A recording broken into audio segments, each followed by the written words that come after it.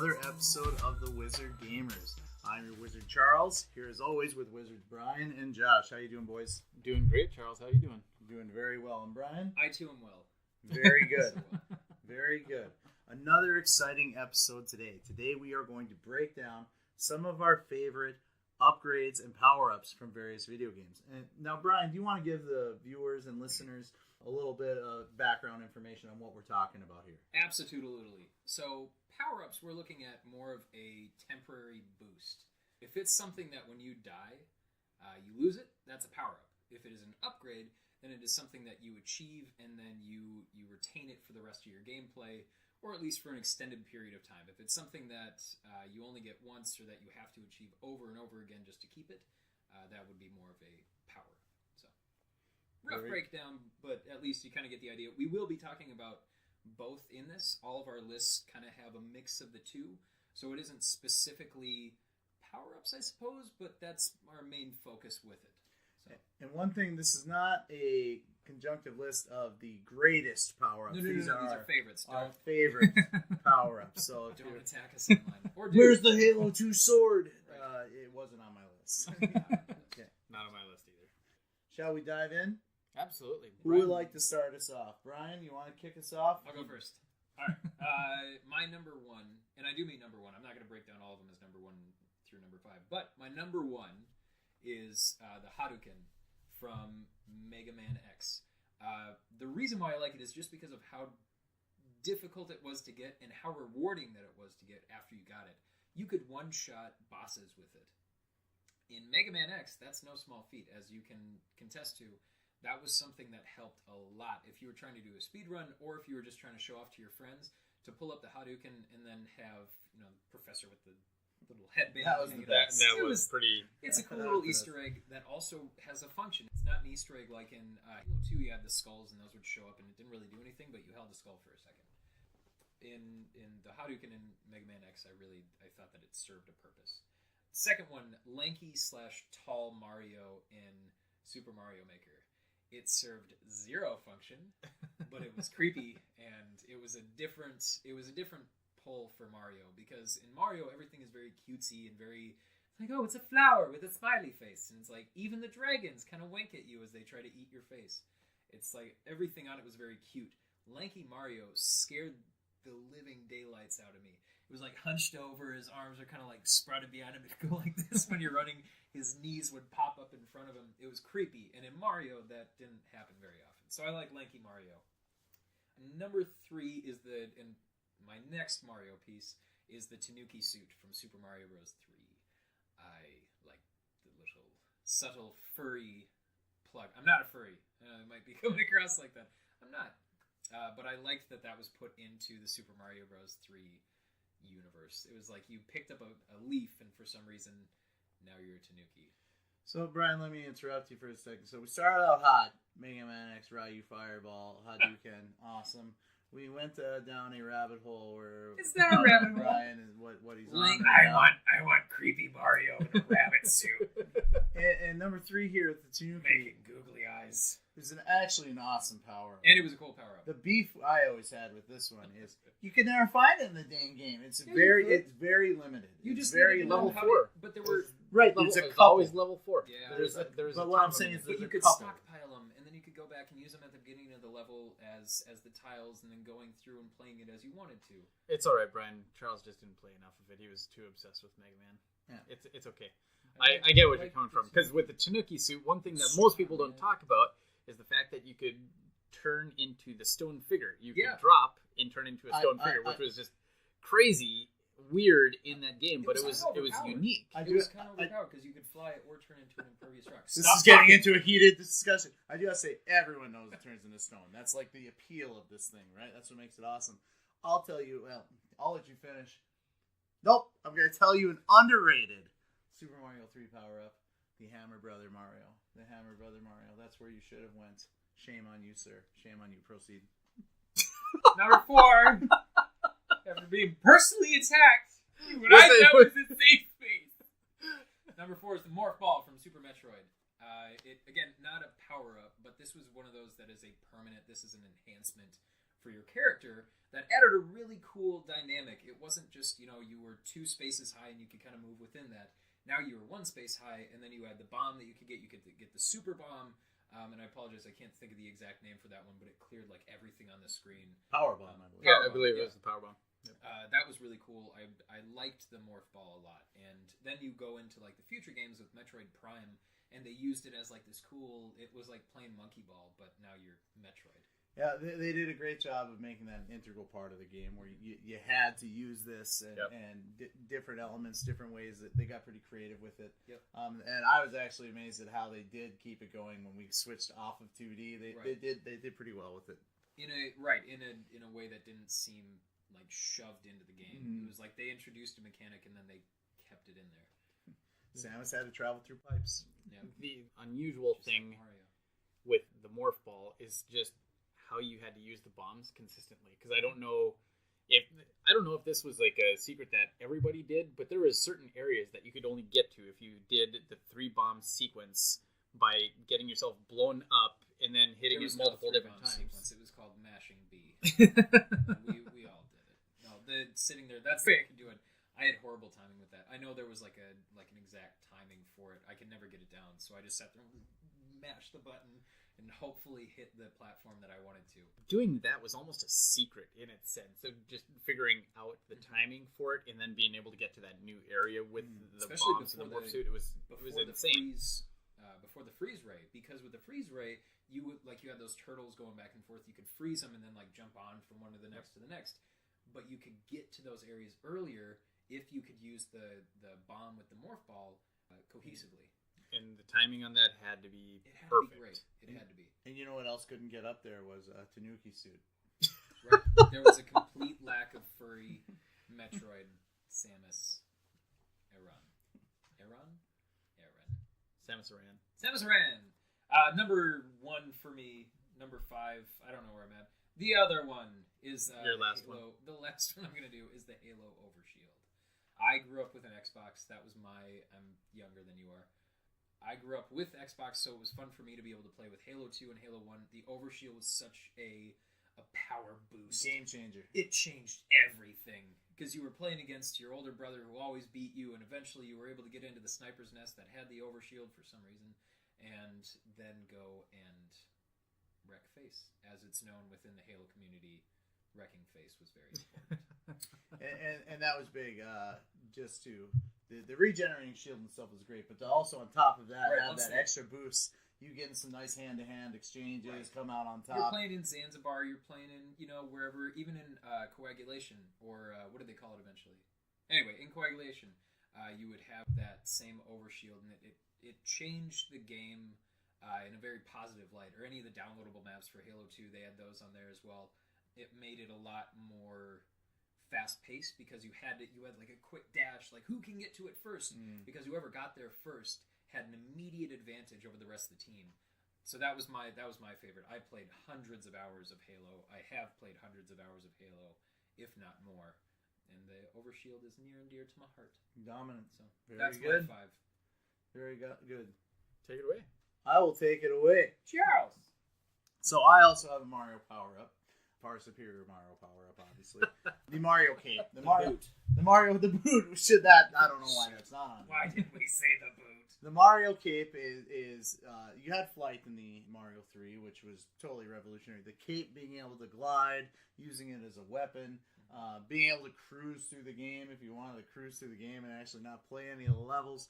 The Mario cape is an awesome upgrade, readily available in a lot of different levels. Just like the Leaf. Very similar to Leaf, but way better than that crummy Leaf.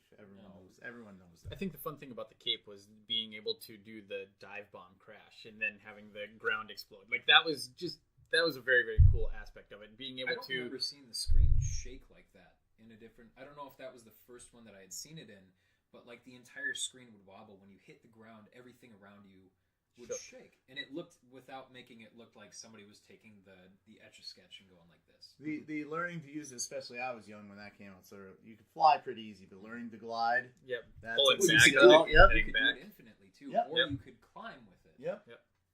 once you did that first dive bomb, think, how did I do that? That was awesome. Like, well, and then that's how you got like the super climb off of that too. Is you do the dive bomb and then you pull back on it right at the end there, and you could just get major ups. So we're all in agreement that this is better than major ups. We're all in agreement this is better than any of Brian's power ups right out the gate, right? Right out of the gate, he already beat me. Everybody, he wins. That's what this was a competition. Didn't even know it. Halo 2. What's your next one, Charles? All right, number 2. I have the hook shot, and if I had to pick a hook shot from The Legend of Zelda, I would take it from the Ocarina of Time. Ocarina of Time. No one says Ocarina of Time. Hey, Ocarina. Let's delete this now. All right. Sorry. So, how'd you like the hook shot, Charles? The hook shot was great. So the hook shot came out in Link to the Past, and it was great. It was just a unique weapon. It was very cool, and you got to reuse it. The way it looked in Ocarina of Time, as I'm going to call it, when you got it extended, you were able to go places. You were able to use it as a weapon once again. You were able to bring items closer to you. It was just a really fun thing that opened up the world in a lot of ways in a really cool way. It was just a really great item to use, and it was a fun item to use. It was essentially just a grappling hook is all it was, but they gave it the hookshot name. And I think as a kid, if you ever watched any ninja movie ever as a kid, every kid wanted to have hookshot, if you a grappling hook. So being able to climb buildings or doing whatever was just a great fantasy as a kid to have. Seeing that actually put into a game was a lot of fun. I would agree. That's another great one. I don't want to talk anymore, Charles. Care to take it down a peg? I've already done that enough, apparently. Tanuki suit sucks. I'm terrible. What's your number 3, Charles? Number 3, a very dominant item. Probably the most dominant item I have on the list is the Knights of the Round materia from Final Fantasy VII. The ultimate materia, a real nightmare to get. The only downside of this, so the first time you see this, it's incredible. The animation is outstanding. Seeing the different knights come on, it does a ton of damage. It's beyond. It's the most powerful thing in the game, and you're just astounded. Now, the 100th time you've used this, you're thinking, let's speed this thing up a little bit. We can skip this thing up a little animation bit. sequence. But in terms of item, it was a must-have if you wanted to beat any of the hidden weapons, the Emerald weapon. You wanted to have this as an item. Otherwise, pretty tough stuff to do. Also, where's the Final Fantasy VII remake that Sony talked about? I don't know. I'm very excited to see that, but it's going to be episodic. It's anyway. rub salt in the wound. Anyway. Are you? You're. It's going to. We're not going there. It's going to be one episode. It's going to be one night. We're moving on to. We're going to redo the Knights of the Round. It's going to be one night per episode and 13 different discs. And you have to buy. Moving on, Charles. Give me your number 1. Number 2. My number 2. Number 2. The other 4. My number 2. Lightning Mario Kart, a game-changing power-up item that will infuriate anyone who's ever been in first, second, or third place.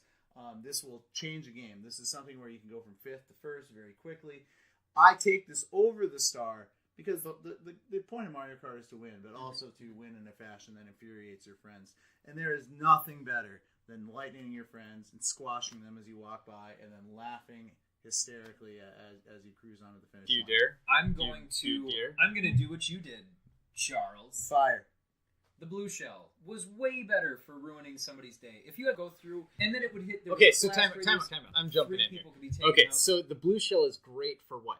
Taking out number 1. What Charles is trying to do, he wants to take out everybody. He wants to make everyone miserable, not just the number 1 player. What's the guy in 12th do to you? But that's the type of person that Charles is. That's what he's saying, is he wants to make everyone. You have to establish yourself. You have to establish your dominance over the pride. I understand that. I've seen Lion King.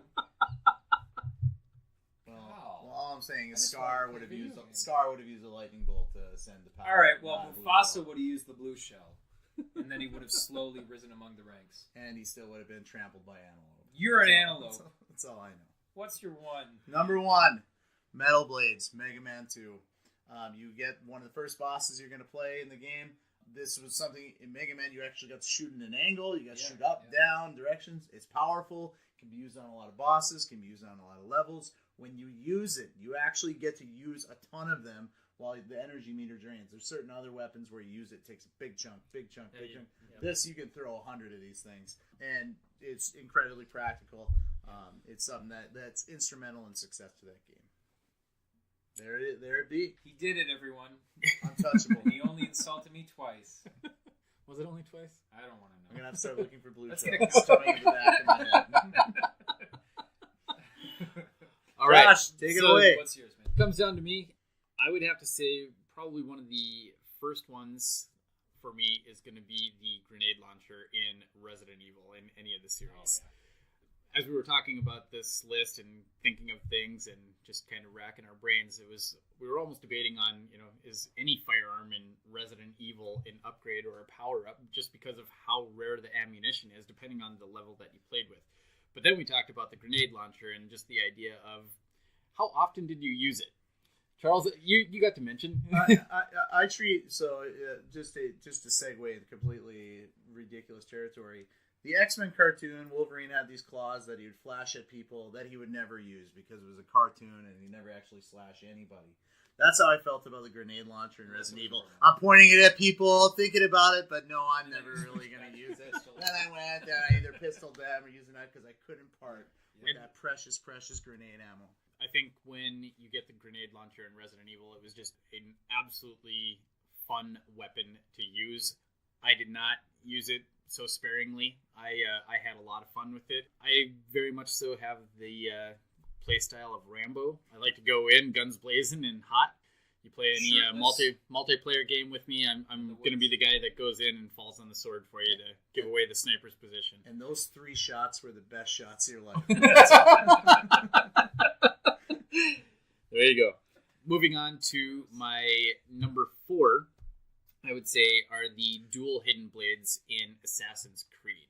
Initially, you started out, and even in a couple of them, you actually had to earn the upgrade or earn the hidden blade. And later in it, you could get the dual hidden blades. And I think that was probably one of the most fun, is like falling off of a rooftop and taking out 2 guys at the same time by doing the dual blades. It was just an absolutely awesome sequence, and I would always look for those special attacks where I could actually drop down on 2 enemies. If it was just one, I'd just keep running on the building until I could get to a point where I could drop down on 2 guys. It was just, I could do that over and over and over again. I absolutely loved that upgrade.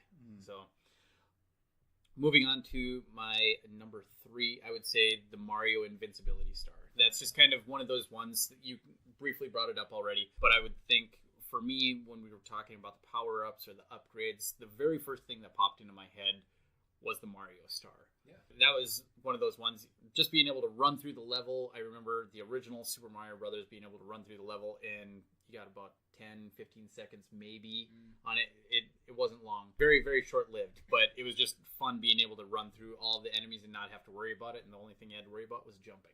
Great item that you don't see a ton of the Mario Star anymore in terms of the your Mario Odyssey Galaxy. It's coming in different forms, but it's not the staple item at every level that you moving see. faster. Like, was it Galaxy where you were able to? I can't remember which one it was now. Where you were able to do the flips when you got the stars. Yes. Yep. And Mario 3 as well. That started with Mario 3. You'd be doing the flip. It didn't start. But it was Galaxy, but crazy flips in. Well. Yeah, when it got into the 3D and you got the star, that was a lot of fun to see. I agree with you on the star, actually, for Mario Kart. It is not... Shush.